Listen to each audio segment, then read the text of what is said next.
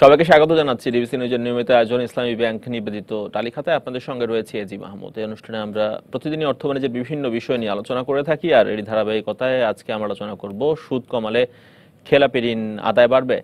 আর এ প্রসঙ্গে আলোচনা আমাদের সঙ্গে যোগ দিয়েছেন ব্যাংক ও বিনিয়োগ বিশ্লেষক অধ্যাপক আহসানুল আলম পারভেজ। জনাব আহসানুল আলম পারভেজ, আপনাকে স্বাগত জানাচ্ছি টালিখাতা অনুষ্ঠানে।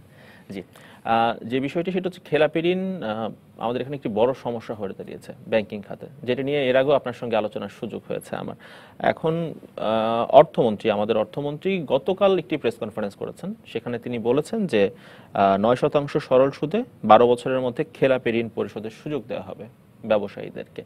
এর আগে তিনি এটি 7% বলেছিলেন, গতকাল তিনি সংশোধন করে 9% বলেছেন। এখন 9% সরল সুদে 12 বছরের মধ্যে খেলাপি ঋণ পরিশোধের যে সুযোগ দেওয়া হবে ব্যবসায়ীদেরকে, এই সুযোগ কি আদৌ কোনো কাজে লাগবে? এই ফর্মুলা কি খেলাপি ঋণ আদায় বাড়াবে? কি মনে হয় আপনার? আপনার মাধ্যমে আপনার সমস্ত দর্শককে সালাম। দেখেন, প্রথম যেই জিনিসটা একটু বলতে চাই যে খেলাপি ঋণ বা নন পারফর্মিং লোন, এটাকে আমরা মানে একটা পবিত্র হলিস্টিক যে একটা শব্দ ব্যবহার করছি, বিষয়টা কিন্তু ভিন্ন।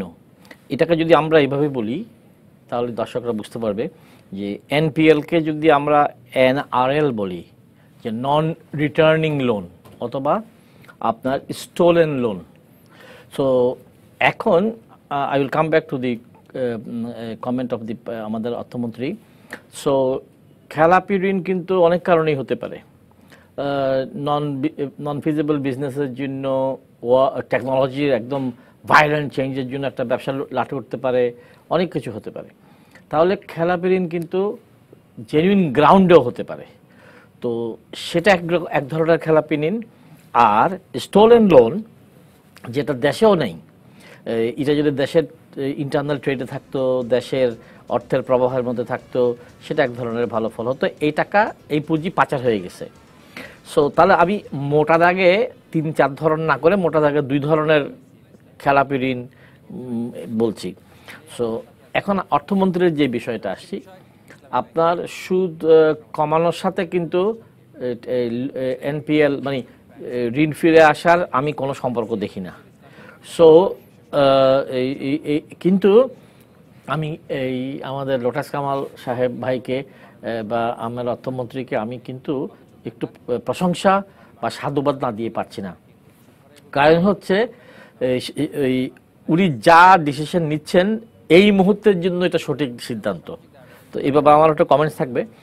কারণ হচ্ছে আপনার স্টোলেন লোন যেটা একটা নেক্সাস নিয়ে গেছে, ওইটা ফিরিয়ে আনা কিভাবে সম্ভব আপাতত ওই আলোচনায় যাচ্ছি না। কিন্তু যদি সত্যি সত্যি কেউ লস করে থাকে, অর্থাৎ আবার বড়োয়ারদেরকে আমি 2 ভাগে ভাগ করতে চাই। এক ধরনের বড়োয়ার, ওরা জানে ব্যাংক থেকে টাকা বের করলে আবার দিতে হয় নাকি, তারা প্রকাশ্যে বলে এটা, ওদের টাকাটা আসবে না এটাতে।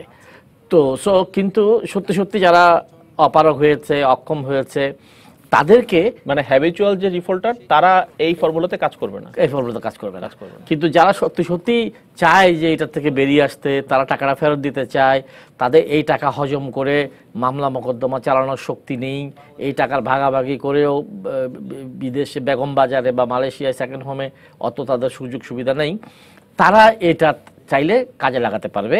এবং আমি মনে করি এই কিছু কাজ হবে। আচ্ছা, 9% সরল সুদ বলা হয়েছে, সরল সুদ রাখা কি ঠিক হচ্ছে? আগে তো বোধহয় চক্রবৃদ্ধি ছিল এটা। আচ্ছা দেখেন, এইখানেও আমি আমাদের এই এতদিন পরে যে মিনিস্টার আমার লোটাস কামাল সাহেব, he is a businessman. So এখন পর্যন্ত উনি বিজনেস পয়েন্ট অফ ভিউ থেকে বুদ্ধিমানের সিদ্ধান্ত নেবেন, এটাই কাম্য। এখানে উনি যেটা প্রথম বলেছেন 7%, আবার পরে শুধরে নিয়েছেন। 7% উনি পারতেন না, কারণ একটা কস্ট অফ ফান্ড আছে। তো কস্ট অফ ফান্ড আছে, তাহলে যদি কস্ট অফ ফান্ডের থেকে আমরা কম নিই 12 বছরে, তাও সরল সুদ, তাহলে তো ঋণ খেলাপিকে এনকারেজ করছি, এটাই অভিযোগ লোটাস কামাল সাহেবের বিরুদ্ধে আসবে। কিন্তু উনি তাই যেটা করেছেন, আমার মনে হয় চক্রবৃদ্ধি করলে এই টাকা আসতো না। সরল সুদ রাখলে অন্তত যদি পুঁজিটা ফেরত আসে, তাহলে ব্যাংকিং খাতের জন্য কিছুটা অক্সিজেন পাবে, অন্তত কিছুটা ব্যাংকিং খাত একটু নড়তে চড়তে পারবে। জি, আমাদের হাতে আলোচনার বিষয়টি প্রতিবেদন রয়েছে, সেটি দেখে নিয়ে আমরা বাকি আলাপে ফিরে আসবো। দর্শক, আমাদের হাতে আলোচনার বিষয় একটি প্রতিবেদন রয়েছে। ইচ্ছাকৃত খেলাপি নন এমন ব্যবসায়ীদের জন্য 7% সুদে 12 বছরের ঋণের টাকা ফেরত দেওয়ার সুযোগ দেওয়ার কথা বললেও শেষ পর্যন্ত ঋণ খেলাপিদের জন্য 9% সুদ হার নির্ধারণ করেছে সরকার। খেলাপি ঋণ আদায়ে সরকারের এমন পদক্ষেপে সন্তুষ্ট বিশ্লেষক ও ব্যবসায়ীরা, তবে ঋণ খেলাপিদের বিশেষ সুযোগ দেওয়ার বিষয়টি মানতে নারাজ তারা। কেন্দ্রীয় ব্যাংকের তথ্য অনুযায়ী 2009 সালে দেশে খেলাপি ঋণের পরিমাণ ছিল 22,481 কোটি টাকা, যা গেল ডিসেম্বরে বেড়ে দাঁড়ায় 93,911 কোটি টাকায়। এছাড়াও ডিসেম্বর পর্যন্ত গেল 10 বছরে অবলোপন করা ঋণের পরিমাণ 37,866 কোটি টাকা। সব মিলিয়ে গেল 10 বছরে দেশের ব্যাংকিং খাতে খেলাপি ঋণ ছাড়িয়েছে 1,30,000 কোটি টাকারও বেশি। 7 থাকছে না, 5 আর 7 কম ছিল, 9 করে দিচ্ছি। এই 9টা হবে বেঞ্চমার্ক। আমি বিশ্বাস করি এবার সবাই লাভবান হবে। লাইফ এবং জেনারেল দুই ক্ষেত্রে অথরাইজড ক্যাপিটাল সংখ্যা হলো 1000 কোটি টাকা, আর পেড অফ ক্যাপিটাল হলো 500 কোটি টাকা ইন্স্যুরেন্সের ক্ষেত্রে। ঠিক তেমনিভাবে ব্যাংকের ক্ষেত্রে পেড অফ ক্যাপিটাল হবে 1000 কোটি টাকা। খেলাপি ঋণ নিয়ে অর্থমন্ত্রীর উদ্বেগকে স্বাগত জানিয়েছেন ব্যবসায়ীরা, তবে প্রশ্ন আছে ঋণ খেলাপিদের দেয়া বিশেষ সুবিধার বিষয়ে। এইখানে যে উনি একটা আবার ডিস্টিংশন আনার চেষ্টা করছে, এইখানে ক্ল্যারিটির প্রয়োজন আছে। কারণ বেশিরভাগই লোক বলবে ভাই আমি তো ইচ্ছাকৃত না। একটা বছর সরকার সবাইকে দেবে সুযোগ, ছোট বড় সবাই, বেশিরভাগই ছোটই বেশি। 100 টাকার ঋণ অনেক ক্ষেত্রে 300, 500, 700, 1000ও হয়ে গেছে। তার জমিটায় বেচে সে কিন্তু 100 দিতে পারবে, হয়তো পকেটে আরো 50 টাকা থাকবে। So everybody wants to get rid of it. এদিকে অর্থনীতি বিশ্লেষকরা মনে করেন ঋণ খেলাপিদের এমন সুবিধা দেয়া অনৈতিক। যদি আমি ঋণ খেলাপি হই তাহলে তো আমি বেশি সুবিধা পাবো। এর ফলে এটা একটা মরাল হ্যাজার্ড সৃষ্টি হবে এবং আমার মনে হয় না যে এটা ঋণ আদায়ের ক্ষেত্রে কোনো সুফল বয়ে আনবে।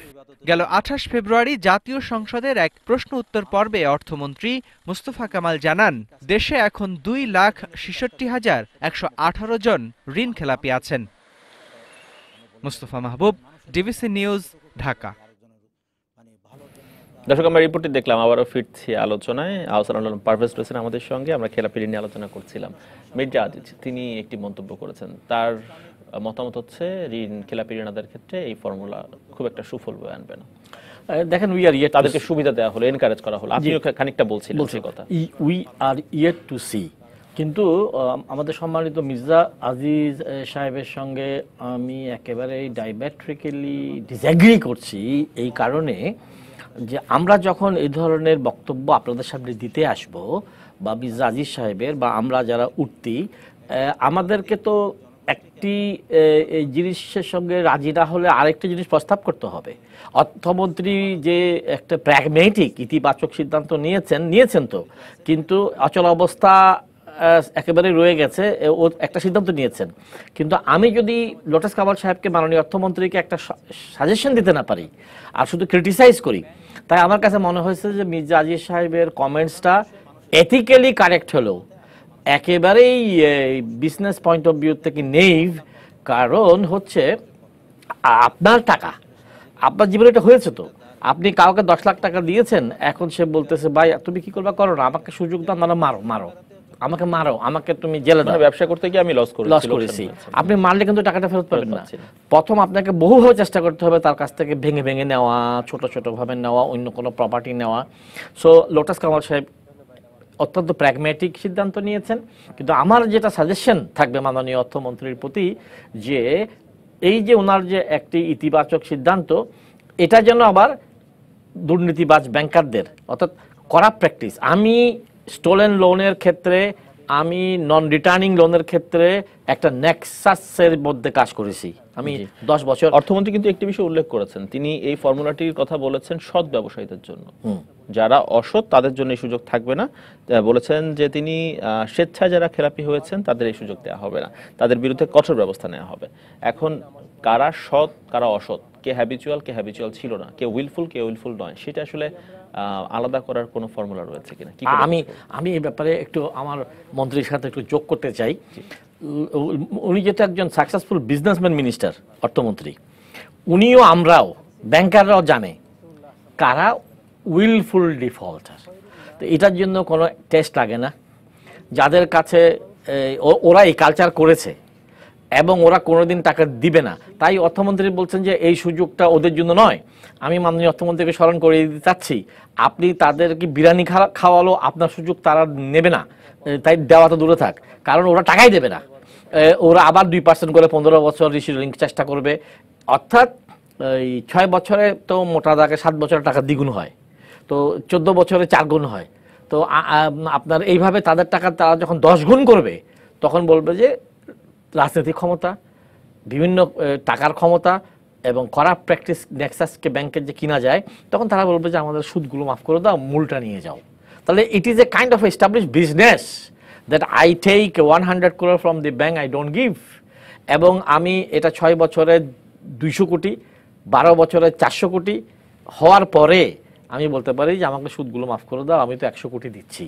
সো এই নিয়তেই তো অনেকেই ব্যাংক থেকে টাকা নিচ্ছে এবং এটা ব্যাংকাররা সব জানে। তা আমি যেই জন্য দায়িত্বহীন ভাষায় জাতির সামনে কথাটি বললেন সেটি ধরেই প্রশ্নটি করতে চাই, এই যে রাজনৈতিক প্রভাব, ক্ষমতার বলয়, সেটিকে কাজে লাগিয়ে কোনো উইলফুল ডিফল্টার বা যদি কোনো হ্যাবিচুয়াল ডিফল্টার, সে তো সৎ ব্যবসায়ী তকমাও গায়ে লাগাতে পারে, সেক্ষেত্রে তো সে এই সুযোগটি পেয়ে যাবে। এবং ওই ক্ষেত্রে আমার কোনো অ্যালার্জি নাই, কারণ উইলফুল ডিফল্টার সে টাকা দিচ্ছিল না, আমাদের অর্থমন্ত্রীর দেওয়া সুযোগ সুবিধায় সে টাকাটা ফেরত পাচ্ছে, আমি এটাতেই খুশি। আচ্ছা, টাকাটা আদায় হচ্ছে। আমি এখানে ইউটোপিয়ান হতে চাই না মির্জা আজিজ সাহেবের মতোই, যে আমাদেরকে এই মুহূর্তে এই নন রিটার্নিং লোন অথবা স্টোলেন লোন এটাকে ব্যাংকিং চ্যানেলে ফিরিয়ে আনার জন্য কিছু না কিছু তো পদক্ষেপ নিতে হবে, এবং সেই ক্ষেত্রে অর্থমন্ত্রীর পদক্ষেপটি একটি ওয়ান স্টেপ ফরওয়ার্ড। কিন্তু ওনাকে আমি স্মরণ করে দিতে চাই যে লোটাস কামাল ভাই, এই আপনি যাদেরকে ডিল করছেন আপনার মন্ত্রণালয়ে, 2 লক্ষ কত লক্ষ যে ঋণ খেলাপি আছে, এদের মধ্যে ধরেন 80% হচ্ছে আপনার নিরহ লোক। তো সো ওদেরকে যেন টাকাটা ফেরত পাওয়া যায়, আর অর্থাৎ হি শুড মিন বিজনেস, কারণ ওনার দেওয়া এই সুযোগটাই ব্যাংকের ম্যানেজমেন্ট, বোর্ড, মিডল ম্যানেজমেন্টের অপকীর্তির জন্য, যারা এরাই তো নেক্সাস করে ঋণ খেলাপি করছে।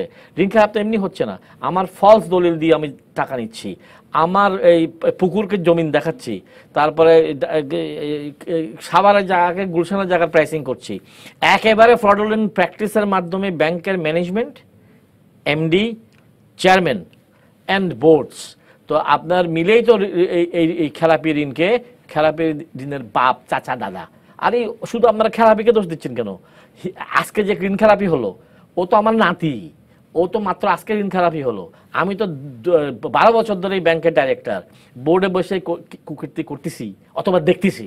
তো সো এখানে ঋণ খেলাপি ঋণ হওয়ার জন্য যারা সাহায্য করতেছে ব্যাংকে বসে 3%, 5% এর বিনিময়ে, তো ওদেরকেও মাননীয় অর্থমন্ত্রী কন্ট্রোল করতে হবে, না হলে অর্থমন্ত্রীর এই সুন্দর চেষ্টা ব্যর্থ হবে। কারণ না হলে অর্থমন্ত্রী যখন আজকে ফর্মুলা দিচ্ছেন, ঠিক তখনই হয়তো আবারও একটি বড় অঙ্কের ঋণ খেলাপি হতে যাচ্ছে, বা যারা আসলে উইলফুল ডিফল্টার তার হাতে চলে যাচ্ছে। এক্স্যাক্টলি। জি, আমাদের একটি বিরতির সময় হয়ে গেছে, বিরতির পর ফিরে এসে বাকি আলাপটি আপনার সঙ্গে করতে চাই। দর্শক, বিরতির পর ফিরে আসছি, তালিখাতার সঙ্গে থাকুন। ঠিক আছে দর্শক, আপনারা দেখছেন ইসলামী ব্যাংক নিবেদিত তালিখাতা। আমরা খেলাপি ঋণ নিয়ে আলাপ করছিলাম ব্যাংক ও বিনিয়োগ বিশ্লেষক আহসানুল আলম পারভেজের সঙ্গে। জনাব আহসানুল আলম পারভেজ, যে বিষয়টি নিয়ে আলাপ করছিলাম তার সূত্র ধরে প্রশ্নটি করতে চাই। সেটি হচ্ছে, এই যে বলা হলো যে 9% সরল সুদে 12 বছরের মধ্যে পরিশোধের সুযোগ দেওয়া হবে সৎ ব্যবসায়ীদেরকে, অর্থমন্ত্রী যেটি বলেছেন, এখন এটির কি একটি টাইম লিমিটেশন থাকা উচিত কিনা? কারণ আজকে যিনি লোন নিচ্ছেন ব্যাংক থেকে 11 বা 11 পয়েন্ট বা ডাবল ডিজিটে ঋণ নিয়ে, তিনি যদি কোনো কারণে খেলাপি হন, তিনিও কি এই আওতার মধ্যে থাকা উচিত হবে, নাকি একটি টাইম লিমিট করে দেওয়া উচিত যে 2015 সালে যারা আগ পর্যন্ত যারা খেলাপি হয়েছেন তারাই সুযোগটি পাবেন, তারপরে পাবেন না, এরকম কোনো টাইম লিমিট বেঁধে দেওয়া উচিত কিনা? আমার মনে হয় এই অর্থ মন্ত্রণালয় এই ধরনের একটি বার দেবে। কারণ হচ্ছে এখন তো আপনি আজকে যদি আমি ঋণ নেই ডাবল ডিজিট, এখন যদি আপনার প্রত্যেক যে কোয়ার্টারের যে পেমেন্ট, আপনি এখন 3টি ইনস্টলমেন্ট না দিলেই মোটামুটি আপনি দিকে চলে যাচ্ছেন, এবং মনে হয় 5-7টা না দিলেও তো একেবারেই আপনি খেলাপি ঋণ হচ্ছেন। আমার মনে হয় অর্থ মন্ত্রণালয়ের এই বিষয়টি বিবেচনা করা উচিত। আপনি অত্যন্ত ভ্যালিড কোয়েশ্চেন রেজ করেছেন। আমার ধারণা হচ্ছে যে একটা বেঞ্চমার্ক তারা দিবে, আমার ধারণা। আর না, যদি ওনাদের মাথায় নাও থাকে, আমাদের আজকে আলোচনার পরিপ্রেক্ষিতে এই যে কোন বছরের পর থেকে হিসাব করা হবে বা কোন বছরের আগ থেকে হিসাব করা হবে, এই ব্যাপারে আমি ওনার দৃষ্টি আকর্ষণ করছি। একটি বেঞ্চমার্ক থাকা উচিত। এবং সেই সঙ্গে আরেকটি বিষয়, সেটি হচ্ছে 2015 সালে কিন্তু আমরা ঋণ পুনর্গঠন করার সুযোগ দিয়েছিলাম যারা বড় মাপের ঋণ খেলাপি তাদের জন্য, কিন্তু সেই সময় বেশ কিছু বড় বড় ঋণ রিশিডিউল করা হয়েছে, কিন্তু তারপরেও কিন্তু সেই রিশিডিউল করা ঋণ থেকে কিন্তু অর্থ আদায় করা সম্ভব হয়নি। তাহলে সেই ফর্মুলা যখন কাজ করেনি, তাহলে এই ফর্মুলা কাজ করবে, সেটি আমরা কি করে আস্থা পাবো? দেখেন, এর আগেও তো সুযোগ দিয়েছে। মির্জা সাহেবের সঙ্গে আপনার সঙ্গে কিন্তু এই মুহূর্তে দ্বিমত করার খুব সুযোগ নেই, কিন্তু আমরা দ্বিমত করছি এই জায়গায় বুকে আসা নিয়ে যে 80-20 রুলস, বাংলাদেশে 80% টাকা আপনার নন পারফর্মিং, 20% দুষ্ট ব্যবসায়ী এর কাছে, বিগ ফিশদের কাছে আছে। এভরিবডি নোজ দেয়ার নেম। কিন্তু এই যে 2,66,000 বা 64,000 যে ঋণ খেলাপি, এদের মধ্যে আপনি প্রিয় সঞ্চালক সম্মান, আপনি দেখতে পাবেন হাজার হাজার ঋণ খেলাপি আছে যারা বাপে লোন নিয়েছে, ছেলে পড়াশোনা করতে দেশের বাইরে ছিল, এখন দেখা যাচ্ছে একটা ব্যাংকিং জটিলতা সৃষ্টি হয়েছে, এবং এগুলো হয়তো 5 লাখ, 10 লাখ, 50 লাখ, 1 কোটি পর্যন্তই। মানে আমার ধারণা হচ্ছে এই 2,66,000 ভিতরে 1 লক্ষেরও বেশি কেস থাকবে আপনার এই বাপের নেওয়া বা এই ধরনের। আমি আশাবাদী যে ব্যাংকাররা যদি ইনাদের সঙ্গে যোগাযোগ করে ইনাদের উপরে মামলার চাপ, ভয় দেখিয়ে যে আপনারা এটা আসেন, এই একটা সুযোগ আমাদের এসছে, আপনারা এটা শুরু করেন, আর না হলে আমরা পাটাপাট মামলা দেব। অর্থাৎ মামলা দিবে বললেও যদি ক্লায়েন্ট দিতে না পারে তখন সে বলবে আমার কিছু করার নেই, মারেন। কিন্তু এখন করার আছে। এখন আপনার এই 2 লাখ, 5 লাখ, 10 লাখ টাকা 12 বছরে দিতে হচ্ছে। তো আমি মনে করি যে এই জিনিসটা অর্থ মন্ত্রণালয় এবং আপনার আমাদের এই ব্যাংকাররা যদি এই ধরনের আনউইলিং যারা ডিফল্টার হয়েছে, খেলাপি হয়েছে, সত্যি কথা যারা খেলাপি হয়েছে আনউইলিংলি অথবা বংশপরক্রমায় বাপের নেওয়া, এই ধরনের দেখা গেছে বাপ লোন নিছে, বাবা মারা গেছে, এই ধরনের অনেক জেনুইন আছে। আমি মনে করছি যে এটা কাজ দেবে যদি অর্থ মন্ত্রণালয় এই ব্যাপারে ব্যাপক অ্যাওয়ারনেসটা ক্রিয়েট করে যে এই ধরনের একটা সুযোগ। যদি শেষ পর্যন্ত সেটি 2015 সালের মতোই হয় যে ঋণ পুনর্গঠনের সুযোগ দেওয়া হলো, সেটি আদায় হলো না, এই যদি ঘটনা ঘটে, আর যারা অসৎ ব্যবসায়ী যারা রয়েছেন তাদের বিরুদ্ধে কঠোর ব্যবস্থার কথা বলেছেন অর্থমন্ত্রী, এখন সেই কঠোর ব্যবস্থাটি কি হতে পারে? আর হচ্ছে যদি ফর্মুলা কাজ না করে তাহলে তারপরে করণীয় কি? আমরা কি এরকম সুযোগ দিতেই থাকবো যারা খেলাপি করবেন তাদেরকে? এটা আমারও প্রশ্ন আপনার সাথে অর্থমন্ত্রীর কাছে। তবে রিশিডিউলিংটা একটা অসম্ভব নটোরিয়াস মেকানিজম। আপনি 2%, 2.5% টাকা দিয়ে আপনি আবার টাইম বাই করলেন, কিন্তু আলটিমেটলি তো 3 বার পর্যন্ত পারা যায়। অজস্র মানুষের এখন সে 3 বার শেষ হয়ে গেছে।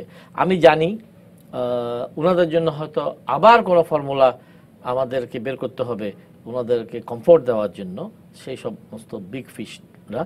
আর আজকে আপনার এখানে আমরা আলোচনা করছি যে ব্যাপক একটা অ্যাওয়ারনেস নিয়ে এসে এই 2,64,000 যে ঋণ খেলাপি আছে তাদেরকে এই জগদল পাথর থেকে বের করে দেওয়ার জন্য অ্যাওয়ারনেস এবং ব্যাংকারদের অত্যন্ত তৎপর হওয়া লাগবে। আপনি জানেন, একটা যদি ব্যাংকে আপনার সবকিছু ডিমান্ড এন্ড সাপ্লাইতে চিন্তা করলে কিন্তু ঠিক হবে না। এই যে সঞ্চয়পত্র এফডিআর এর চেয়ে বেশি, তাই মানুষ সব সেদিকে দৌড় দেবে।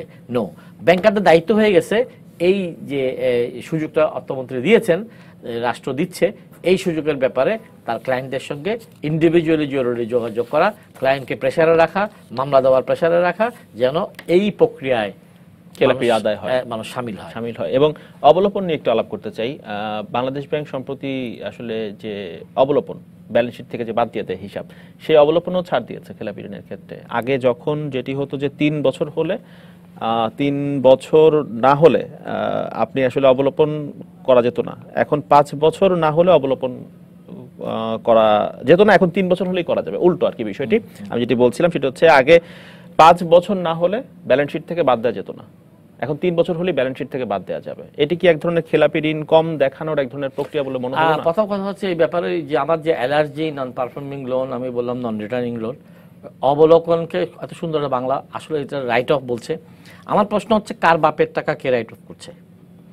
আপনি ব্যাংক থেকে আমাদের রাখা টাকা নিয়ে গেছেন, এখন এইটা রাইট অফ করার মানে হচ্ছে ব্যাংকে আপনার স্বাস্থ্য ভালো দেখানো, ব্যাংকটাকে প্রফিটেবল দেখানো, মানে বাইরে থেকে স্বাস্থ্য ভালো দেখানো, ভেতরে রূপ। হ্যাঁ এক্স্যাক্টলি। এবং এটা কার বাপের টাকা, আমি আবার যে শব্দটা ইউজ করলাম, এইটা যে ব্যাংক রাইট অফ করলো, এখন এটা তো কোনো ডেপোজিটের টাকা। তাহলে এখন আপনি এই একটা টুপি আপনার থেকে আমি নিয়েছি, আমার কোনো টুপি নেই, এখন আপনি যখন টুপি ফেরত চাইছেন, আরেকটা নতুন ডেপোজিটারের টুপি আমি পড়তেছি, নতুন ডেপোজিটারের টাকা দিয়ে আমরা এটা গোজামিল দিচ্ছি এবং আমাদের লিকুইডিটি ক্রাইসিস হচ্ছে। একটা পর্যায়ে কিন্তু এই টাকা সরকারকে দিতে হবে, একটা পর্যায়ে কিন্তু এই টাকা ভর্তুকি হিসেবে বেসিক ব্যাংকের মতন, ফার্মার্স ব্যাংকের মতো আমরা দিতে হবে। তো এটা কার বাপের টাকা? তখন সরকার কি করবে? হয় বাজেট থেকে দেবে, তার মানে আমার উপর ট্যাক্স বসাবে, তো আমার বাপের টাকা মানে দিচ্ছে ওই ঋণ খেলাপিদেরকে, যাদেরকে রাইট অফ করতেছে।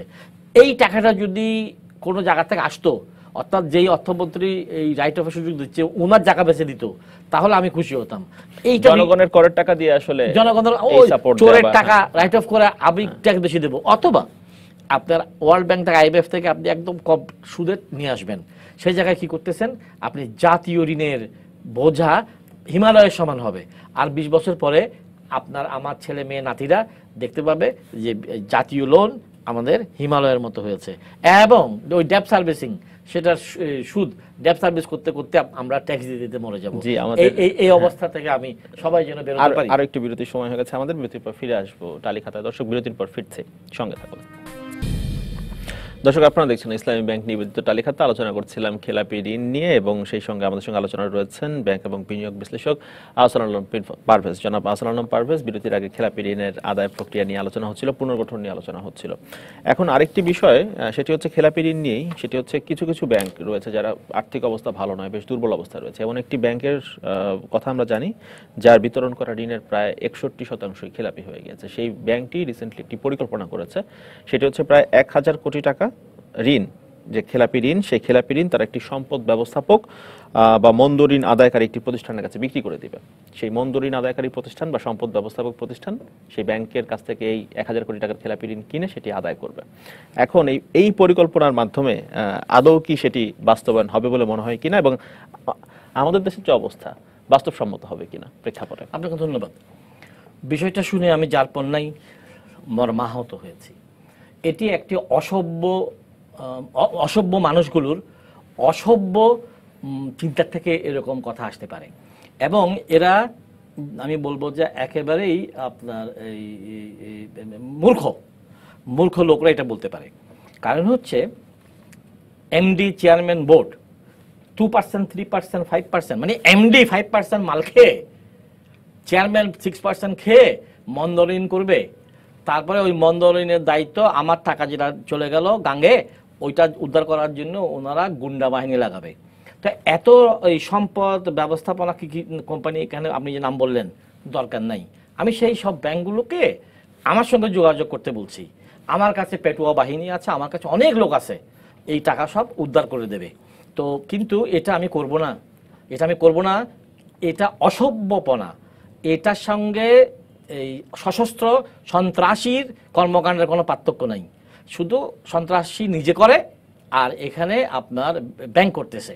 সো আমি ওনাদেরকে শিখিয়ে দিই, অল্প বিদ্যা বয়ন করে নিয়ে বড় জায়গায় দায়িত্বে যখন কোনো লোক বসে যায়, সে তখন এই ধরনের কাল্পনিক কথাবার্তা বলতে থাকে। আমি তাকে হুঁশিয়ার করে দিচ্ছি, তাদেরকে হুঁশিয়ার করে দিচ্ছি যে আমি জনগণের কাছে উদাত্ত আহ্বান জানাচ্ছি যে এই ব্যাংকগুলোর ডিফল্টারের লিস্ট আছে। তো ডিফল্টারের লিস্টের উপর দিকে বিগ ফিশ যাদের লোমও স্পর্শ করতে পারবে না, সেই সব এমডিরা, ব্যাংকের বাপরা, মারা, বাচ্চারা, ওদের থেকে শুরু করতে হবে। আর যদি 2 লাখ, 3 লাখ, 5 লাখ টাকা লোন আছে, 50,000 টাকা লোন আছে, কনজিউমার প্রোডাক্টের এগেনস্টে লোন আছে, গাড়ির এগেনস্টে লোন আছে, ওদিকে যদি যায়, আমি সমস্ত ওই ধরনের জনগণকে একেবারে ধাওয়া দেওয়ার জন্য সেই সমস্ত ব্যাংকের লোকদেরকে যেন পিটায়ে রাস্তায় শুয়ায় ফেলে ওই এমডি কে ব্যাংক থেকে উঠাই নিয়ে আসে, সেটার জন্য আমি আহ্বান জানাবো। কেন? এইটা কারণ হচ্ছে এটা তো সন্ত্রাসী কাজ করতেছে। আচ্ছা, this is a act of terrorism from the mouth of financial institution, যারা নিজেরা পয়সা খেয়ে নিজেদের ব্যর্থতার জন্য ঋণ খেলাপি হয়েছে। এটা তো আপনার জন্য হয়নি, আমার জন্য হয়নি। তো তারা পয়সা খাচ্ছে। হ্যাঁ, ঋণ খেলাপি যে করেছে, he is also criminal, white colour criminal, কিন্তু পয়সা তো এমডি খাইছে। পয়সা তো চেয়ারম্যান খাইছে, অত অযোগ্যতা আছে।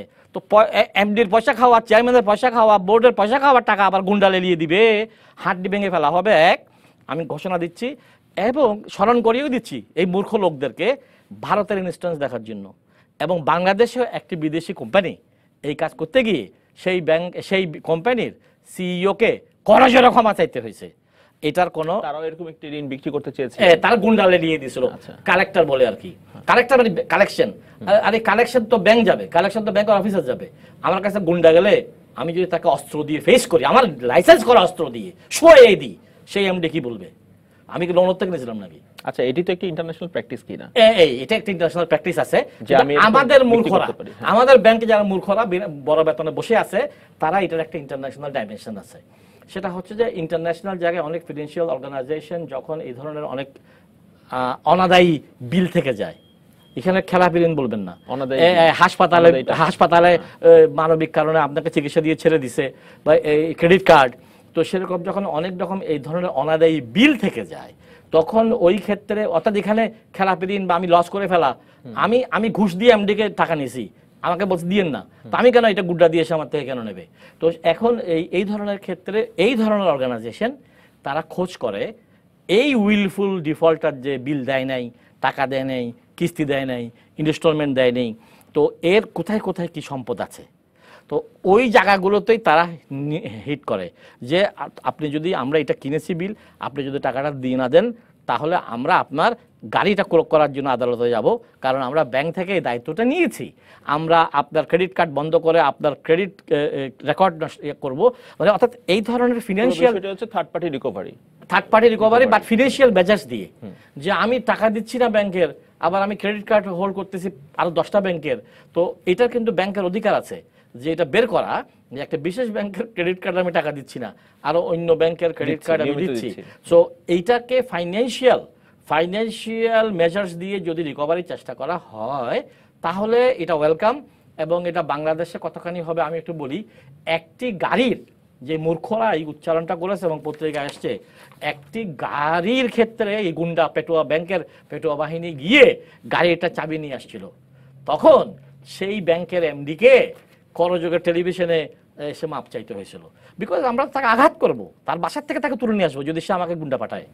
আমার বাসায় যদি কোনো ব্যাংক আদালতে না গিয়ে রিকভারির জন্য গুন্ডা পাঠায়, আমি ঠিক গুন্ডাই পাঠাবো তাকে বাসার থেকে উঠে নিয়ে আসতে, আমি করব। এবং দায় নিয়ে বলতেছি, কারণ এই ধরনের মূর্খের কথা এখন আর বলা লাগবে না। আমি লোটাস কামাল সাহেবের, মাননীয় অর্থমন্ত্রী, আপনাদের দৃষ্টি আকর্ষণ করতেছি, আপনার আন্ডারে কোনো কোনো ব্যাংক থেকে এই ধরনের গুন্ডামির কথাবার্তা ব্যাপারে আসতেছে, সেই গুন্ডা এমডিদেরকে এবং সেই গুন্ডা এখন যেন হয় সরকারের যেন নষ্ট না হয়, এরা এই সরকার বদনামি করতে চাচ্ছে, এই এমডিরাই মাল খেয়ে ঋণ করছে, তারা আমার প্রধানমন্ত্রী, আমার শেখ হাসিনার 19 সালের যে আমাদের সরকারের বদনামি করতেছে, তারা ওই যে কেন ওই সমস্ত ব্যাংকের চেয়ারম্যান যে ডেকোরেশনের কথা বলে লুট করছে, অনেক ব্যাংকের এমডি যে আপনার এই 20 লাখ টাকার গাড়িকে 60 লাখ টাকা দেখিয়েছে, তো ওগুলো আগে রিকভারি করেন আপনারা, এই সমস্ত চিন্তা মাথার থেকে বাদ দেন। জি, অসংখ্য ধন্যবাদ জনাব আসাদ আলম পারভেজ টালি খাতায় আমাদেরকে সময় দেওয়ার জন্য। দর্শক, এই ছিল আমাদের ইসলামী ব্যাংক নিবেদিত আজকের টালি খাতায়। সঙ্গে থাকুন 24 ঘন্টা।